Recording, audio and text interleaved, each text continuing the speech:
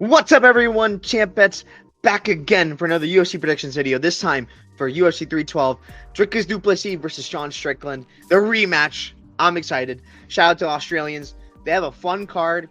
Not a card that you're gonna look at on paper and be like, "Oh, this looks amazing." And that's not like that in terms of name value.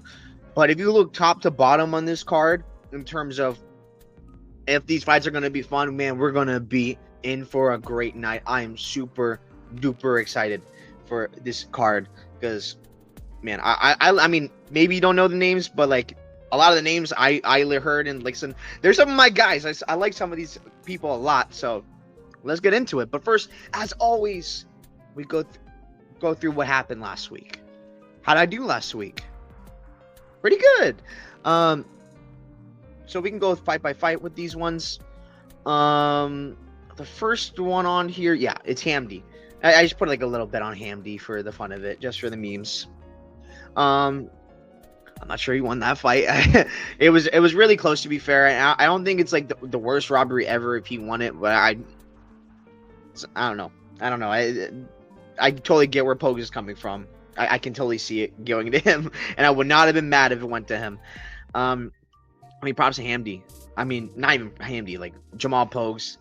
He did well coming in to enemy territory, and I thought he did pretty all right. He did enough to win. If he didn't, that's why I didn't even put that much, because like I'm not even that confident. Hamdi, oh my god, tragic, because he went for one takedown and he got Jamal Pogues got up. Not that he wasn't held down for that long, I should say.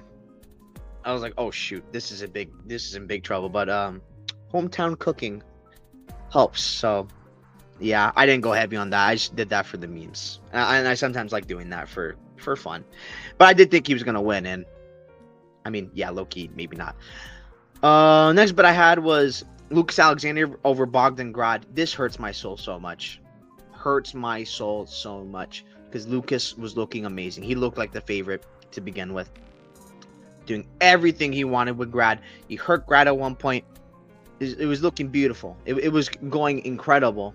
But then he gets caught, dropped down, and now able to find the position, and Bogdan Grad capitalizes. Oh, that hurt my soul so much. I'd bet it again, but man, that hurt. Lucas Alexander's not bad. He's not bad still, but yeah, he's didn't have it for that one. So it is what it is. The next bet I had on here was Jasmine Justavicius versus Maya Bueno Silva, MBS, to not go the distance.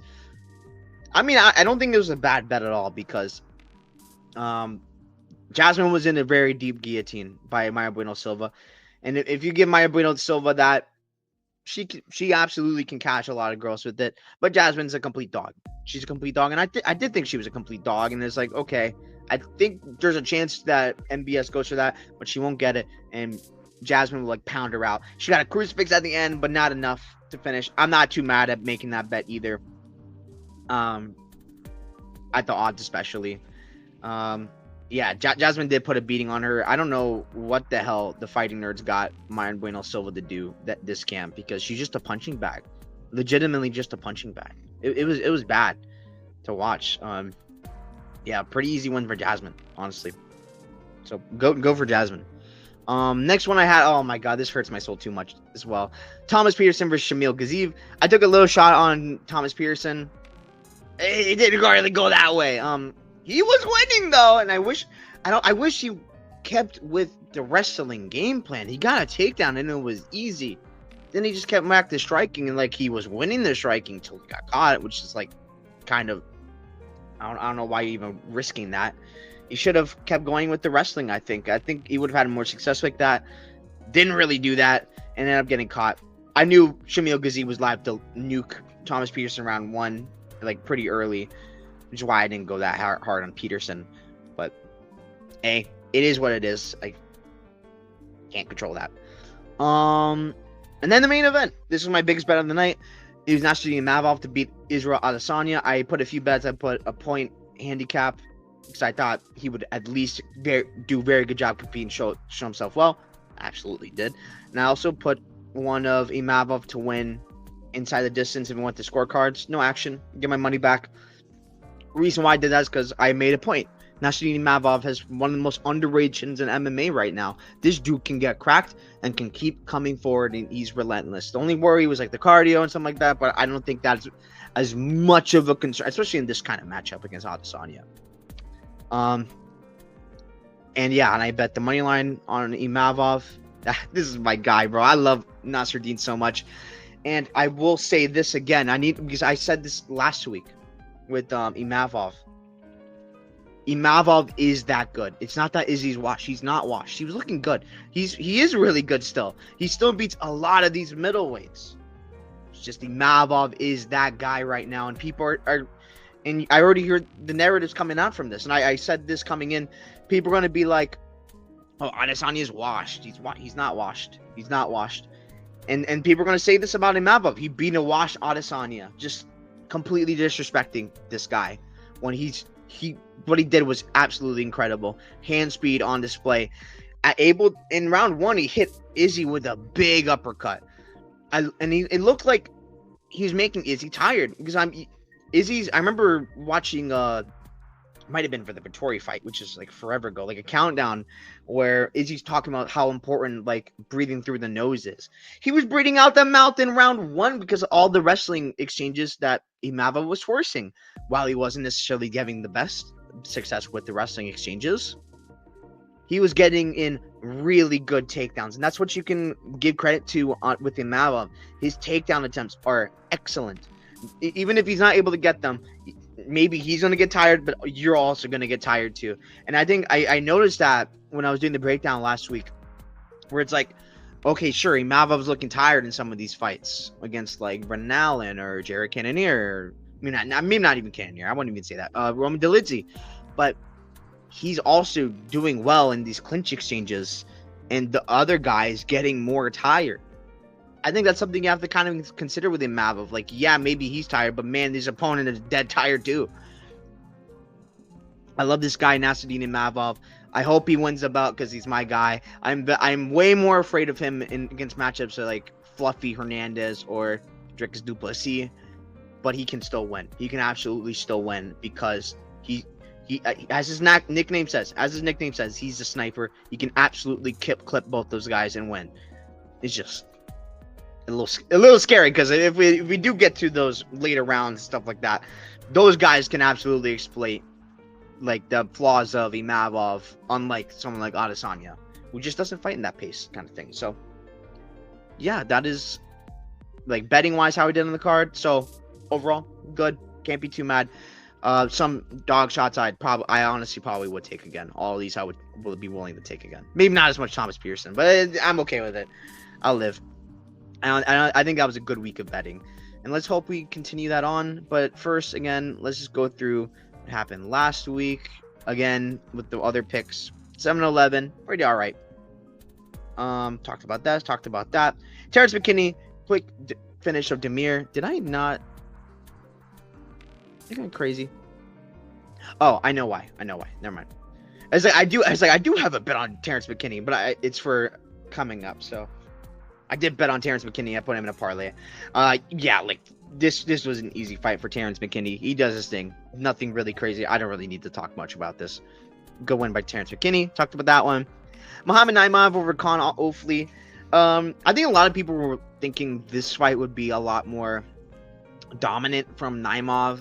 And I mean, he won all the rounds pretty clearly. I was like, maybe one round you can argue Ofley, but I don't think you could really make that much of a case for it. Ofley competed all right. But yeah, Naimov looked good. Ofley wasn't able to get the positions he needed to.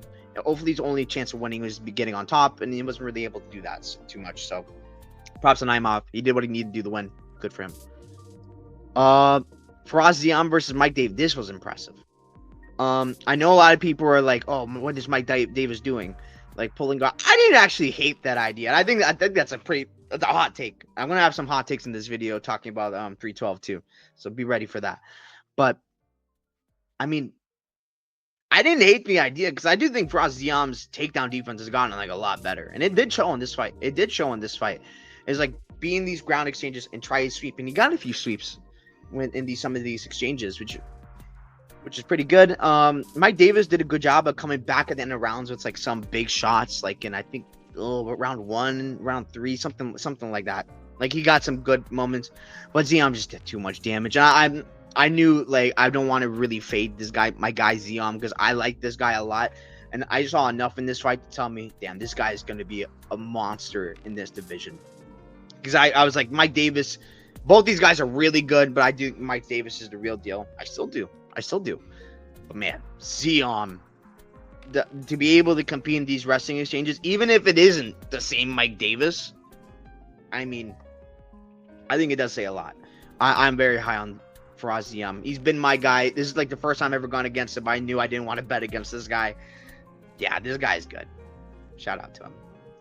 Vinicius Oliveira, Said Nurmagomedov. What the hell was Said doing? Spinning over and over and over, just draining his cardio. I didn't want to bet against Vinicius because like this guy is a scary guy to bet against. Like I know he's gonna fight. He's an absolute dog, lock dog. Fair enough. Very good nickname. Yeah.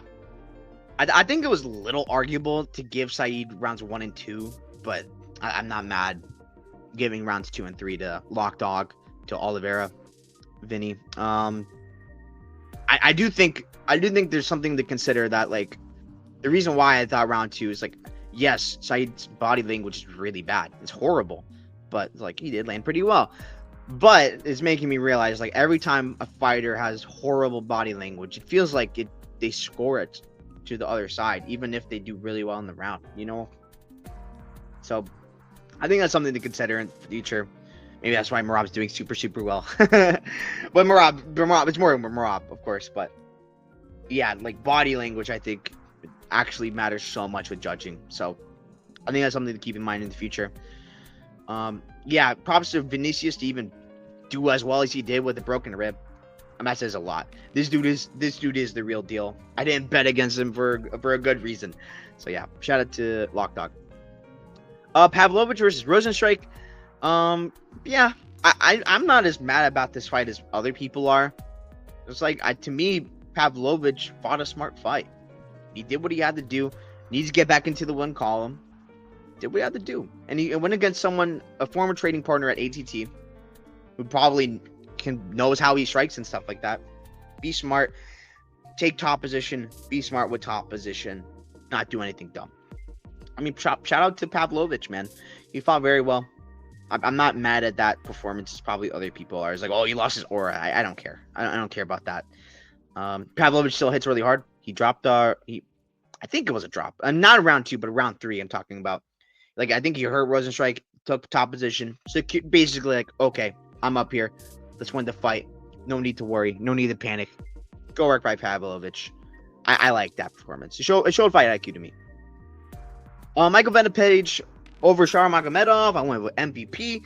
I fully thought he was going to get robbed, and he didn't. It was too dominant to rob him. MVP looked great. I thought it was 3-0 him. You could argue Shar last round, but I wouldn't do that. Just MVP completely styling on him. That's how I thought it would go, but I was too afraid to go and bet what was it? To bet his like money line. I did end up betting MVP significant strikes, which ended up hitting because there was more significant strikes. And the reason why I went with that is because I know Shar has high volume, but no one lands high volume on MVP. MVP fought perfectly. It's exactly what I wanted. And I didn't want anything to do with the judges in Saudi at this fight. Wouldn't have mattered anyway. Would have been better if I ended up betting on MVP there, but it is what it is. And it was still plus money. So I thought it was a great bet. But yeah, great win by MVP. He looked great. And yeah, off by 1 round. That hurts me. Anyways, though, let's get into this fight card. Let's get into this fight card. I'm super excited for this first fight. Again, I did these picks a while ago, and I didn't realize. I was like, wait, what am I doing? I shouldn't be doing this early because I do these for the video. Anyways, though, let's talk about UFC 312. Super excited for this card. First fight, Salkild versus Jubilee. Hot take alert. Give me Jubilee to win. I'll go decision. I think I see a sub, maybe. But I'll give Salkild credit. I think he's really tough. But at the very least, from a betting perspective, I get why Salkild's a favorite. I get it. Like, he's massive. Like, he can crack. He's got a good ground game. Jubilee's not that bad. Like, these odds are ridiculous on Jubilee. They're legitimately ridiculous.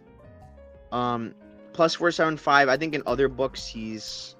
Actually, let me just pull this up right now while I'm at it. Come on, fight odds. FightOdds.io, my beloved. If it will load. Here we go. Jubilee is like the best odds on him right now are plus 516. Like this is just at the point where it's like it's ridiculous. And you can let me make a case for Jubilee. I was on Mike Breeden though. I will say that. I have no belief in this guy last time out against Mike Breeden. I mean, he was winning. He was definitely winning Jubilee. Then Mike Breeden started barking, bark. And then Jubilee crumbles. One of the most embarrassing losses in UFC history. There's no denying that. But what I like about it is he took a lot of time off after that. More time to develop his craft. More time to get better. After the one of the most embarrassing losses in UFC history, if not maybe the most. It's up there. It's one of the most embarrassing in UFC history. Now he's got a lot of time to get better. He's already fought some UFC competitions. It's not his first time like it is for Salkield. Not his first time. More time to get better. Develop more in that body. He's in amazing shape. And to me, I think he's been working so hard. Motivation through the roof. And I'm willing to take a bet on this because of the odds. Like, I probably wouldn't be touching this as like plus 300, honestly. But now we're all like plus 500. It's getting ridiculous now with Jubilee. Where I think you can bet on just making these assumptions and like, okay, it is what it is. It didn't work out.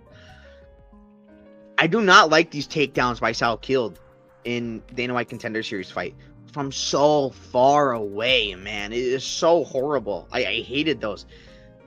Again, he's huge, but like when we're looking at the ceremonial weigh-ins when they faced off, they're the same size. I was actually pretty shocked by that because I was expecting to me like Jubilee's like shorter than this guy, even though I know like Tapology says that, but you sometimes just can't trust these height things. When you see that, it's like, shoot, they're the same size.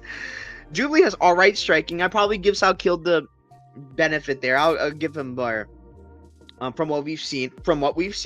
I'll give him the benefit now. I think he's better on the ground.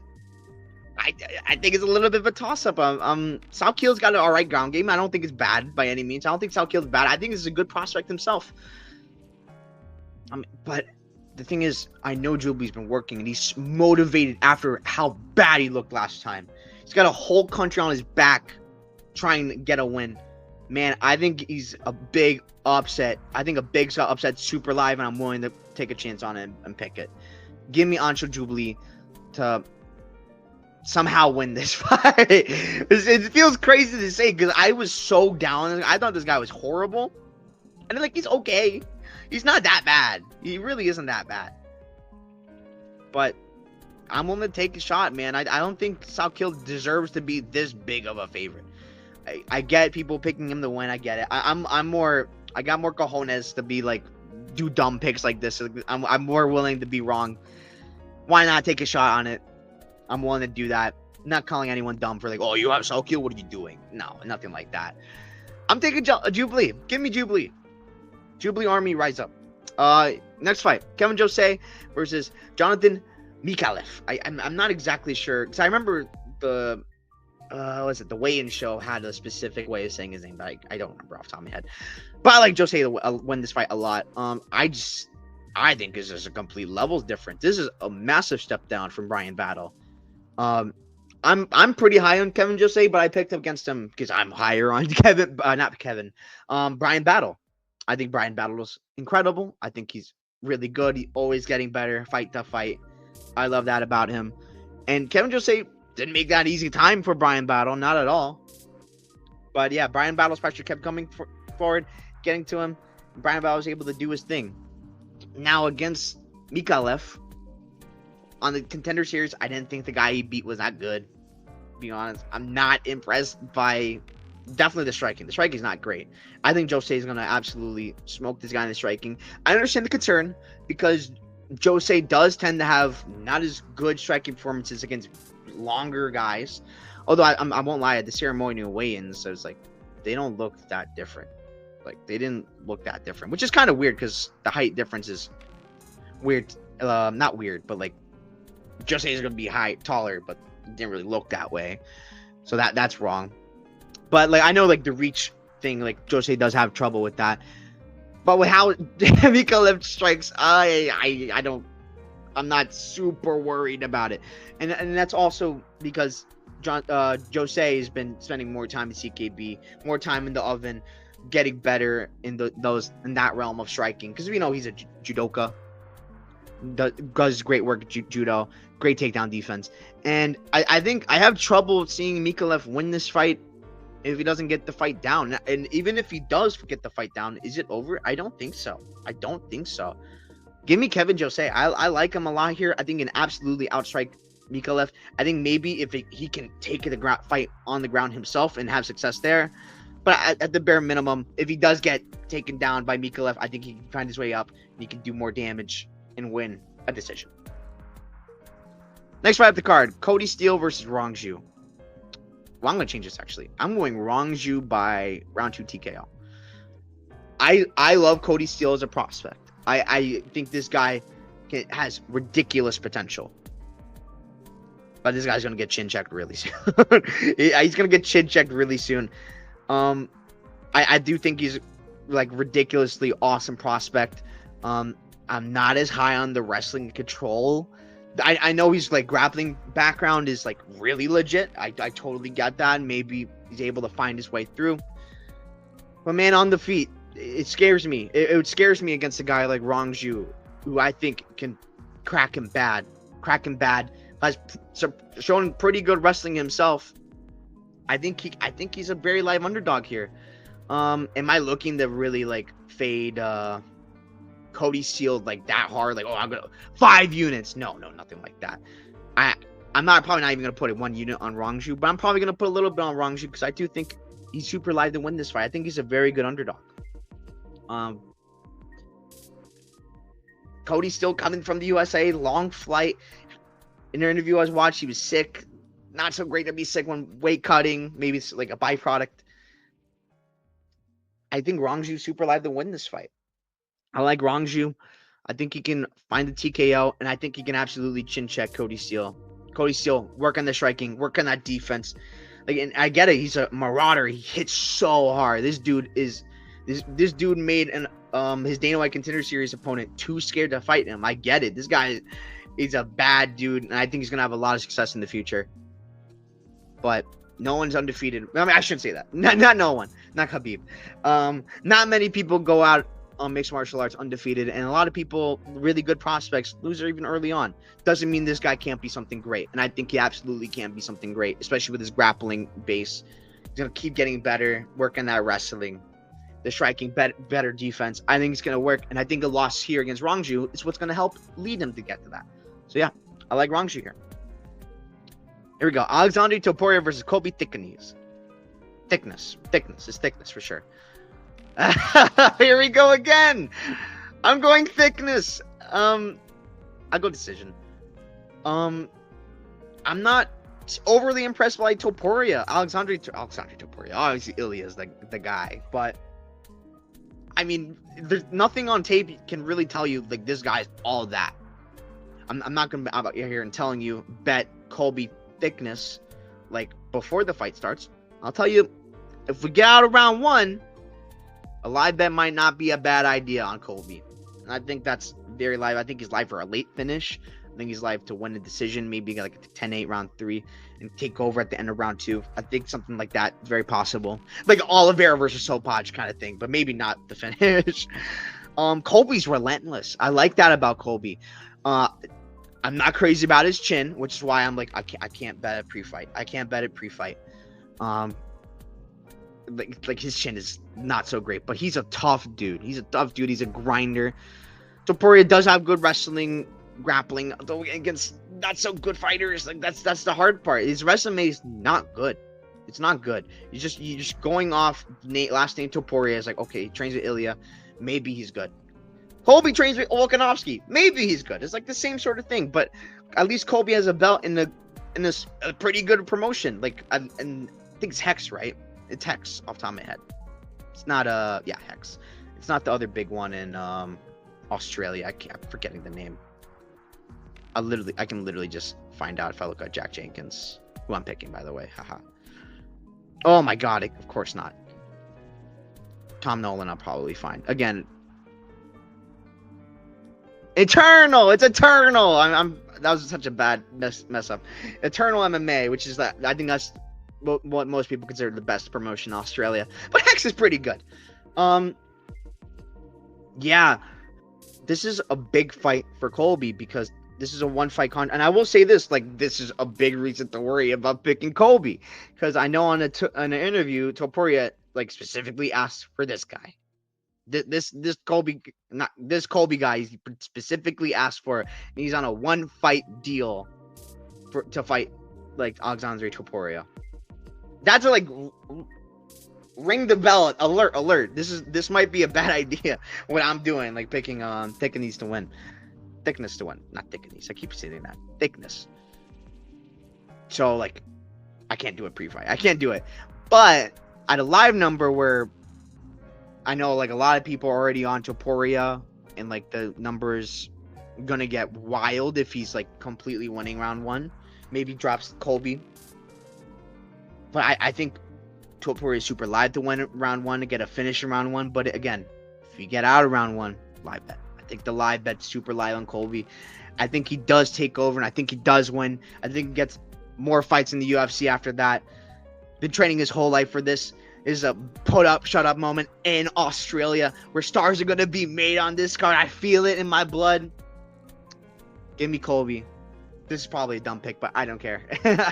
It's not that, and again, not the end of the world. I'm not betting Colby like straight up. You're not going to see me have a bet on Colby thickness. I'm betting without tips. I'm not tipping that. I'm just like, after round one and Colby's not dead, it doesn't look dead.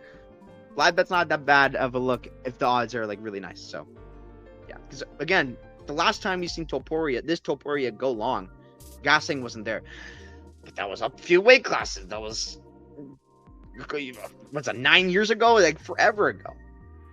You clearly can't take much from this guy Topuria, and I think you can't bet him straight up because of that. If you like Topuria, I think like early rounds finish is probably like a good look, though. I will say that. If you like Topuria. Next up the card, Kong Wang versus Bruna Brazil. I think Kong Wang's gonna absolutely smoke Brazil. I think she can absolutely finish. I think she can win a clear, decisive decision. I'll go decision. I'll put some respect to Bruna Brazil, but Bruna Brazil's chin is not necessarily the best thing ever. I don't like Bruna Brazil at 125 at all. She tried to wrestle Loma Lookboonmee at 115. Don't get me wrong, Loma's super physical for that weight class. I get it. So it's not easy to try and bully her around, which what Bruna Brazil was trying to do, not being able to do that much at all. Now going up a weight class against another really physical girl, I just don't see it working out. And on the feet, I think Kong Wang is going to absolutely do what she wants to Bruna Brazil. Like, the worry about Kong Wang is maybe she is willing to keep doing her dumb thing where she's like taunting and stuff like that. I think she'll be probably fine if she does that here even now, but she's always going to be live to be getting hurt like she did last time if she keeps doing that. But if she does tone it down a bit, do well with that, I mean, I liked it even more. I bet Kong Wang at better odds, but not even, because I think the odds are coming in now. Like, I bet minus, let me check on Kong Wang. I bet minus 350. It's like minus 360 now. It seems to be coming this way, so I don't hate it at all. I think she's gonna absolutely smoke Bruna, because I don't think Bruna's going to be able to really compete on the feet at all against a caliber striker, Kong Wang. Who, again, people mentioned like, oh, she got fraud check last time. And like, sure. But she was winning the whole time. It's not like, to me, like a fraud check is more like, you should have the skills to beat this person through and throughout. If you get caught, not the end of the world. Maybe it does show some chin issues, stuff like that. That's a worry. But like, Kong Wang's skills are there. She's really good. Just, she got caught. It happens MMA. So I'm hoping that she makes the adjustments and fights smarter, which is why I am going with decision. But she's definitely live to finish Bruna Brazil 100%, because Bruna Brazil doesn't do well against like really hard hitters. And I get it, like Kong Wang hasn't finished like many girls, like 2 girls out of like 30 or something like that. Not including kickboxing, I'm thinking. But I think with small gloves, it is different, and she's getting better. But yeah, I'm going with decision. I think Bruna Brazil is gonna struggle at 125. I don't like her at this weight class. I know that she sized up well with Kong Wang, but I don't see it. Next fight of the card: Tom Nolan versus Vyacheslav Borislev. Now I know I have Slava Claus KO round 1 right here. Do not bet this. I am very afraid for my guy Slava. I love Slava. I want him to win, but I think a lot of people are completely ignoring like Tom Nolan's wrestling ability in this fight. In the weigh-in show, like I wasn't sure if he was actually gonna wrestle, and it was like, I mean, in my head, he probably should wrestle because he'd be dumb to try and strike with Borshev. But I know I've watched his tape before. I've seen him fight an internal. He's wrestled before. It's not like he can't wrestle. He absolutely can wrestle, and he's huge. He's huge for lightweight. So he really should try and put on a wrestling clinic on Borshev. And in the weigh-in show, he's basically like, yeah, I can wrestle, bro. I'm going to do that. Good. This guy's not dumb. Like it'd be really dumb to try and go to war with Borshev on the feet, because this guy's going to get knocked out bad if he does that. If he wrestles, oh man, I do not know. I do not, because I'm not sure if Nolan has the best like control time, like best ability to control. And Borshev is pretty good at like getting up, but like this one hurts. This one's hard for me to pick. I think I am gonna stick with Slava to find the chin, be able to get up and find the chin, because man, Slava on the feet is just a thing of beauty to watch. He's so good. So, Tom Nolan's not a bad underdog. He's not a bad underdog, and I think people are completely missing that this guy can wrestle. He can grapple. He's got a good submission abilities. I don't think Tom Nolan by sub is a bad look by any means. Although I will say this, Borshev's really good at like not getting finished. Like in the Chase Hooper fight, I don't think he really should have been finished. Maybe would have led to it, but yeah, I mean, to be fair, he also got dropped a few times, like dropped by Chase Hooper. That's not a great sign about his chin, but I think that's a little bit overstated. I do think that's overstated. I am still going with Slava because I do think in those exchanges on the feet, because it's not like, I mean, maybe Tom Nolan does shoot right away, but I think there will be some exchange on the feet, and I think Borshev will be able to catch him. And this guy does get dropped every fight, so I don't know. But I am going Borshev. I have not much confidence. When I saw this fight first off, I was like, why is Borshev this number? This doesn't make sense to me. He should be a bigger favorite. He's gonna knock this guy out. Then I did tape, and it's like, oh, this guy can wrestle. this guy can wrestle, and he should know based off his last few fights, getting dropped by Mana Martinez, Mota. Do not strike with this guy, and I think he does know that. So I think it's going to be a good fight. I think it could absolutely be a car crash. It's going to be a fun one. I take a Borshev, but I'm not confident. Next fight of the card: Jack Jenkins versus Gabriel Santos. I might be having bias here. I'm not gonna lie, because I am going Jack Jenkins. But I'm very, very, very, very, very, very, very afraid for my guy. But I think he's live to win this. I don't think he's like doesn't have a chance to win this. I will say this though, these Tapology votes is crazy. I think this is crazy. Also, I'm not gonna go round 2. I'm gonna round 3. I think Jack Jenkins will find a way to break another leg. I think Santos will be willing to stay on the feet for a little too long and is gonna live to regret it. I think that's the biggest basis of what I'm going off of. I am very, very afraid of Santos' wrestling. I know a lot of people bring up the size discrepancy, like, oh man, Jack Jenkins is so much smaller than Gabriel Santos. I mean, Jack Jenkins has always been smaller at featherweight. Like, this is nothing new.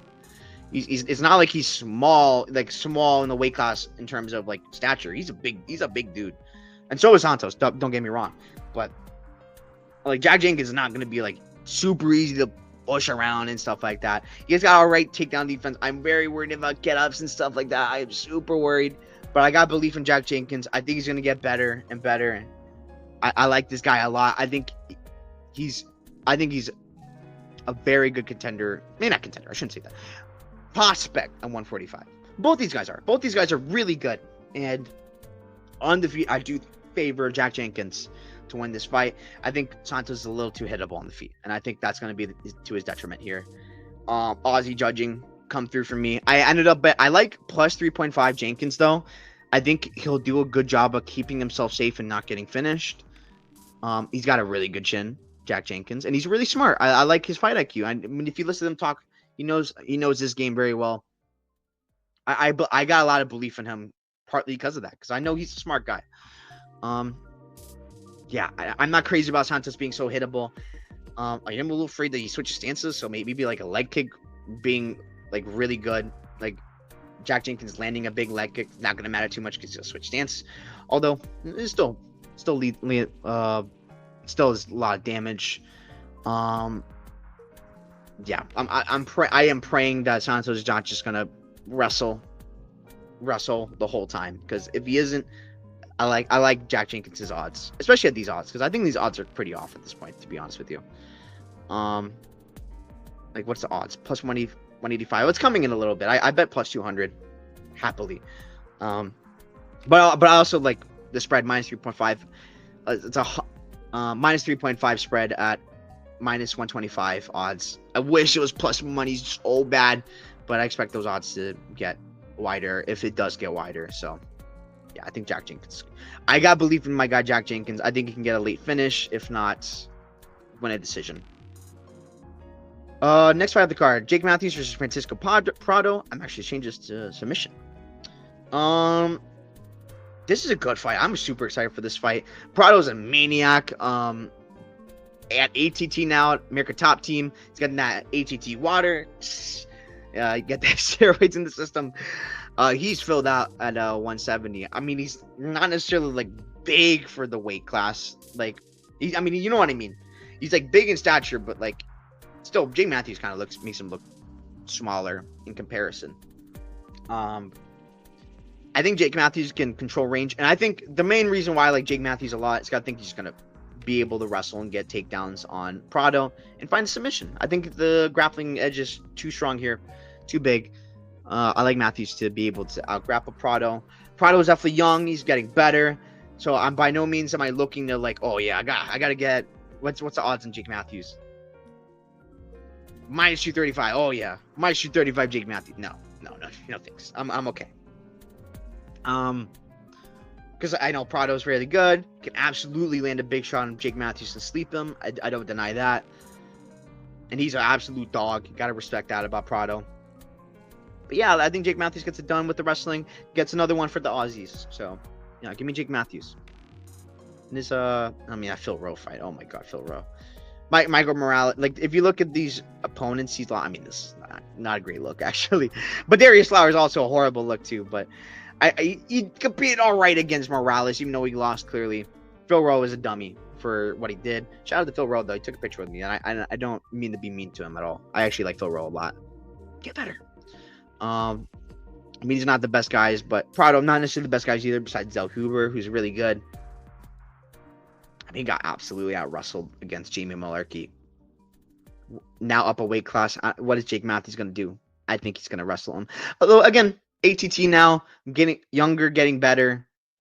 Maybe takedown defense is way better. I don't mind anyone like really banking on that and putting an underdog bet on Prado. I get it. But yeah, I'll take Matthews to win. Jimmy Crute versus Bellato. I'm changing this to around 1 KO.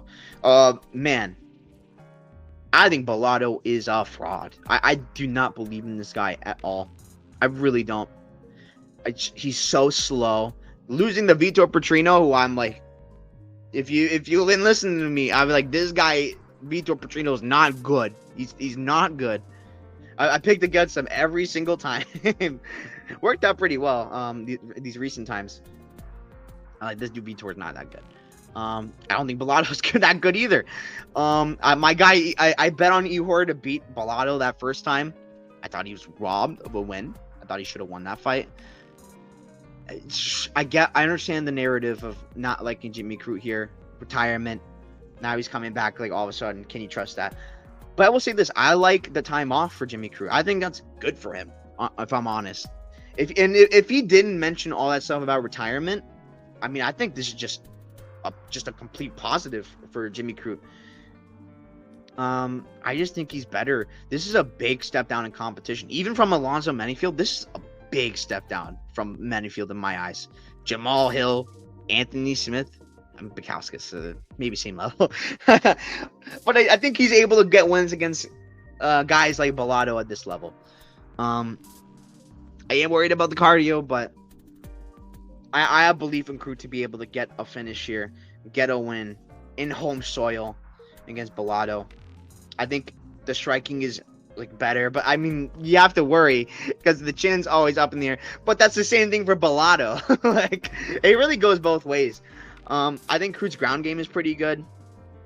I think he can absolutely use that here and maybe get a ground and pound finish, maybe even a sub. I don't think like a sub is out of this world for Jimmy Crute here. I like Jimmy Crute. I'm probably gonna end up betting on him. I'm hoping for better odds, but like, I don't think I'm gonna get better odds. I'm willing to put a bet on him. I'm not sure if I'm gonna go that big or not, but I'm definitely gonna have something on Jimmy Crute. I like Jimmy Crute to win this fight. I think it's a big step down on competition. I think he comes back after finding God, and he's gonna I'm gonna win for these Aussies. Let's go. Next fight up the card. Oh my God, this fight is so hard to pick. Not Junior Top. God no. Justin Tafa versus Talison Teixeira. Now I was going, and I think I still am gonna go Tafa KO round 1, but when I heard the weigh-in show, Talison Teixeira be like, okay, I won my Contender Series fight, but now I probably shouldn't even fight this fight like that. Like, big red flag. Like, oh no, I don't want to be betting on Tafa.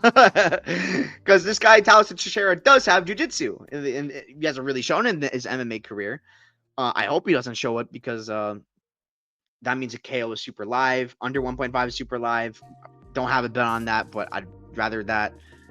I'd rather a quick KO because I want the top for me getting a pick right. Tafa's win conditions probably round 1 finish. Although maybe not, because we don't know how Talison Teixeira is going to look in rounds 2 or 3, to be fair. So, I mean, that's just a question mark. If Talison Teixeira grapples here, I do think he's got like an easy path to victory. I really do think so, because if he can get Tafa down, which he probably can, this is just going to be one-sided. It's going to be one-sided. Maybe he gets a sub, maybe just holds top position and wins like that. I don't know. I think, but I'm going to stay with the tape. Maybe he's lying. Maybe he's going to get drawn into the fight with the crowd. This is his debut, to be fair. He's going to throw bombs to the Tafa, and I think Tafa catches him. Because he's really good at catching these big guys, these tall guys. I think Teixeira's no different on the feet, man. Teixeira is just hittable. And sure, he hits back. On the feet, I think it's really 50-50. I'm going to go with the underdog here and at home. I think Tafa's got a good chin. Teixeira probably has a fine chin too, but I mean, you can't be taking shots like he was in the Dana White Contender Series against Tafa. But again, I'm not bullish on Tafa like that. I'm not gonna put a bet on him because again, like, if Teixeira comes in with the game plan takedown, this fight probably over. Like, it's probably over genuinely. So give me Tafa, but I have no confidence. Weili Zhang versus Tatiana Suarez. Super excited for this co-main event. Give me Weili Zhang to win. I'll go decision. I think Tatiana Suarez will be tough.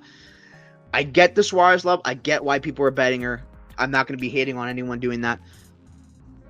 And I totally get it at dog odds. I totally get it. But I mean, now at Zhang at dog odds. But I will say this: probably not even a good idea to bet Zhang pre-fight. Better live, I think. I think that's the way to go if you're going to bet Zhang. Because I do think Tatiana's probably going to have some success early. And if she's had success early, there's odds on Zhang Weili, going to go up. Especially after that first takedown. I bet you it's going to just go up a lot. But there's a lot of questions about Tatiana. Absolutely. Questions about her 5-round cardio. Does she have it? We don't really know. Last time she got extended was against Nina Nunes, or Nina Ansarov formerly. And that round 3 didn't look as great. That's a long time ago, to be fair. I mean, to be fair, also, Tatiana's not looked super great while coming back. I give her a little bit of a pass against Montana De La Rosa because that's the first fight back after a long time. I totally get it. Up a weight class. Montana's not as bad as people make it out to be. She's pretty good. Gets on Andrade. She looked very good there, but doesn't feel like the same Tatiana, like back in the day. So that's a question. And I know people were like, oh, I wasn't she injured from that Nina fight? She's fine now. Another question. Is she coming in injured? She's been injured for so long and so many times. I think it's a valid question to ask. Maybe she's injured or not. I don't know. I genuinely don't know. And I think that is a worry that you have to have anytime you're probably betting on Suarez. And there's another one. On the feet. I mean, I think on the feet as well is a big question mark. I mean, it's not. I don't think it's close on the feet. I think Zhang Weili is just going to be a monster on the feet compared to Tatiana Suarez. I'm very afraid. I'm very afraid for Tati in those like sequences on the feet because I'm not a fan of her stand up at all, to be honest with you. Maybe she's improved on it. Maybe she's gotten better. And these are the questions we're going to have answered in this fight. If she's ready for this test. And this is an absolute big test. Can't hate on anyone picking Zhang or betting Zhang, but I do think that betting on her live is a better look. Is going to be a better look. Am I going to bet her pre? Maybe a little bit just to have it on the bet and me that tips, but I won't be having that much on it. I will say this though. If Zhang does lose, which I think is very live, it's very live because Tatiana Suarez is legit. She's the best wrestler Zhang Weili's ever fought. I like Zhang Weili in the rematch. I'll tell you that because Zhang Weili does a great job at adjusting and getting better in rematches, from what I've seen. Like the Joanna fight, the Rose fight. Even if she didn't win that Rose fight, which you could argue Zhang Weili won, it was close. I ended up giving it the Rose, but like that was a nail biter, not as dominant as the first one for Rose. I think it's a bit. I think Zhang Weili would get her belt back.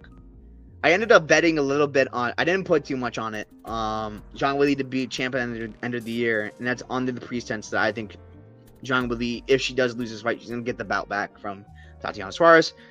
And if she does win, maybe she doesn't even defend the belt again this year. Because that's just how Zhang Weili's title reign's been. I don't know why.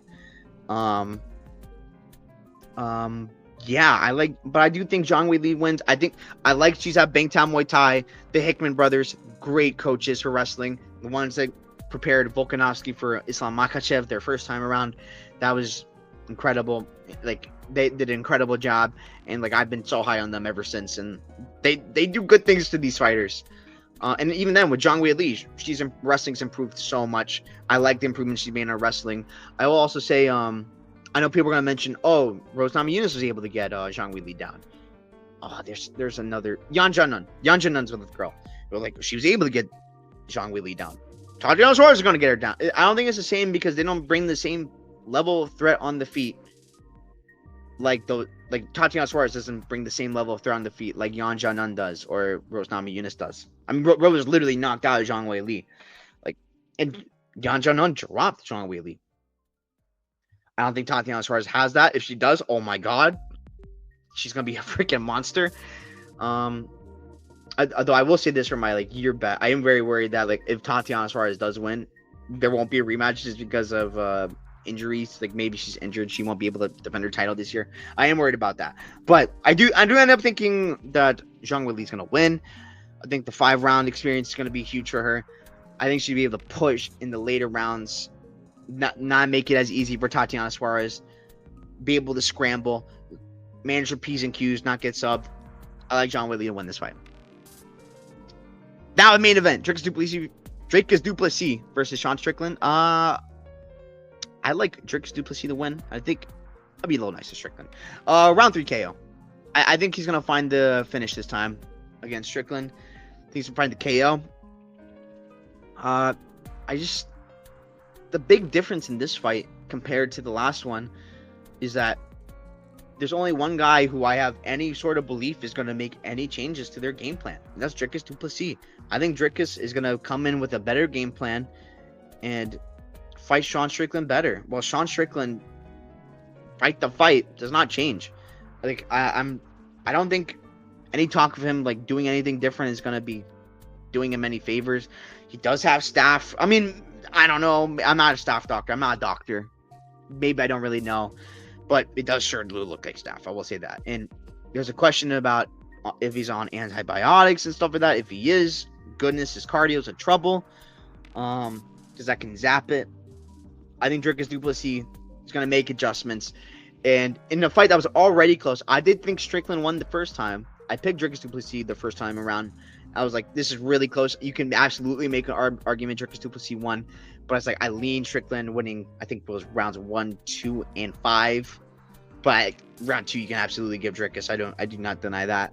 I think Dricus is gonna find the finish this time. I don't think those are bad odds, especially like inside the distance, not to get finished, because Dricus is such a tough son of a gun. Minus 350. I don't like how chalky that is, but I think that's like, I think you're pretty safe. You're not going to lose money on that. Yeah, I think Dricus Du Plessis makes the adjustments, makes life easier. I mean, not easier for himself. Like, Strickland's not going to be an easy fight, but I think he's going to make the adjustments and do great. And especially with more recovery time. I like that for Dricus because he does cut a lot of weight, and I think he's going to be massive in the octagon on Saturday. So, yeah. Give me Dricus Du Plessis. I think he's going to make the adjustments. I already said that. I'm literally just repeating myself now. Give me Dricus Du Plessis to win. I have bets on him. I bet him at much better odds at minus 130. But, yeah, I like him. I like him a lot here. So, yeah, that's my picks for the card. We'll go over what I like in terms of significant strikes and more takedowns. So, we'll go over that. Ancho Jubilees, Sal killed. Probably more significant strikes Sal killed, but I'm not crazy about that. More takedowns. I don't hate Jubilee there, honestly. Well, and maybe even 6 strikes for Jubilee. It's all right at the number, because I bet you those numbers are going to be disgusting. But yeah, I'm not crazy about 6 strikes or more takedowns in this fight, to be honest with you. Jose Mikalev, I like Jose more significant strikes a lot. More takedowns, probably whoever the underdog is, I think is a good luck. As like a small bet. Cody Steele, Rongju. This is interesting. I think more takedowns probably Cody Steele, because I think he's going to be the only one looking for takedowns. More significant strikes. That's an interesting one. I think it could go either way, because I think Cody Steele has a style that just be relentless and keep coming forward, and then like how I think if fight goes, I think Rongju will chin check him. But I wouldn't be surprised if Rongju's the one with the more volume there. I'm not confident in that. Topuria thickness. I think Kobe more takedowns is probably a pretty good look. I'm not crazy about significant strikes. If you think Topuria is going to win, significant strikes, Topuria is going to be pretty good. Probably better, maybe even better than his money line. If you think it goes longer, Kobe thickness, more significant strikes is probably all right, but I'm not super crazy about that, because I'm not sure if his strikes are going to be like even considered like significant, because I think he's going to try and grind Topuria to win. Conway, Bruno Brazil. Conway more significant strikes. I love that. More takedowns. Probably Brazil, because she's the only one who's going to be trying for takedowns, but I don't even think she's going to get any. So, yeah. I think Conway more significant strikes I like. This is interesting. More takedowns, Tom Nolan. I think that's a really good look. Because Borsham does not go for no takedowns. You know that. I think you could probably even parlay that. Like, more takedowns, Tom Nolan. More significant strikes. I think it'll go either way, especially with Tom Nolan is able to get takedowns and land big shots on top. But if it's on the feet, definitely Slava. So I'm not confident in that, but more takedowns, Tom Nolan, I like a lot. This one, more takedowns, Gabriel Santos is probably very safe. And more, I like more significant strikes, Jack Jenkins. That's what I like. I'm not as crazy about the significant strikes, to be fair. This one, I think more significant strikes, Jake Matthews, because I think he'll be a little more elusive, not get hit too much, but land more. More takedowns, Jake Matthews for sure. I think that's a pretty good look. Jimmy Crute, Bellato, goodness. I don't know. More takedowns, Crute. I think, because I think he'll be the one looking for takedowns here, if anyone is. More significant strikes. I'm willing to go with Crute because I think Bellato's so slow. He's so slow. I think it can end early, and because of that, I like Crute. But I'm not crazy about that one either. Teixeira, Tafa, goodness great. I mean, takedowns, Teixeira for sure. Tafa ain't going for no takedowns. You know that for a fact. What else? Significant strikes. I think probably, depending on the line, it depends. Probably Teixeira is probably good luck because Teixeira lands a bunch. He gets hit a bunch, but he lands a bunch. He lands more than he gets hit. And especially with that grappling success, I think probably significant strikes, you kind of have to lead him with Teixeira. You can land more significant strikes and then just get deaded by Tafa. That's what I think is going to happen. Zhang Suarez. More takedowns, definitely Suarez, but that line is probably going to be disgusting. I wouldn't even say it's worth it. 4-6, I mean, that's tough. I mean, I'll go with Zhang Wei Li, but I'm not interested in betting that much on either with these. So, yeah. Dricus Du Plessis, Sean Strickland. More takedowns, probably Dricus. I think he's the only one really looking to do any takedowns. Significant strikes, I think it's dangerous going against Sean Strickland. More significant strikes, but I'll lean Dricus, but I wouldn't suggest betting that. So, yeah. That's what I think. That's what I like for this card. Very excited for UFC 312. Thank you so much for watching. You can check me out at betmma.tips on champ bets. Had a rough start to the year. Now we're getting up. This card, I think, will be going up more. Hopefully, praying. And I do think this card has a lot of like trap spots. I really do think so. Maybe I've fallen into some. I'm not gonna act like I'm just like, I'm some all-knowing being.